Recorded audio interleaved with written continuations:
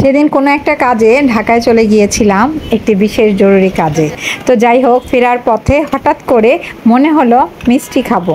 তো সাধারণত আমরা মিষ্টি কিনে বাসায় চলে আসি, কিন্তু কেন জানি মনে হলো না, এখানে বসেই রসগোল্লা খাবো, খুব খেতে ইচ্ছে করছিল।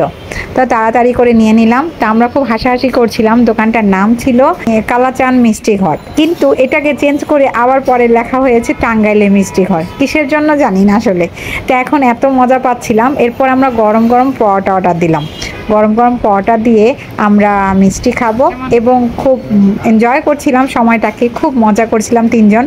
আসলে কোনোদিন আমরা এরকম হোটেলে কখনো মিষ্টি দিয়ে এভাবে খাওয়া হয়নি আমাদের। হ্যাঁ, গ্রামের বাড়িতে যখন বেড়াতে যাই তখন হয়তো খাওয়া হয়, কিন্তু এভাবে ঢাকা শহরে কখনো খাওয়া হয়নি, যার কারণে আজকে একটু অন্যরকম লাগছিল। এই দোকানে আবার অনেক কিছু পাওয়া যায়, বিস্কুট টিস্কুট সব পাওয়া যায়।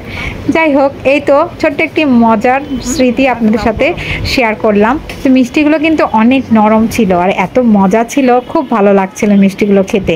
আমরা আর অন্য কোনো মিষ্টি ট্রাই করিনি, কারণ এই মিষ্টিটা খেতেই ভালো লাগছিল। আর গরম গরম পরোটার সাথে মিষ্টি খেতে দারুণ। তো আমার হাজব্যান্ড বিলটা পরিশোধ করে দিল। তারপর আমরা আস্তে আস্তে বাইরে বের হয়ে গেলাম।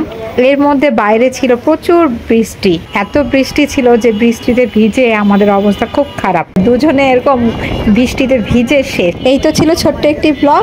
আসসালামু আলাইকুম, খোদা হাফেজ।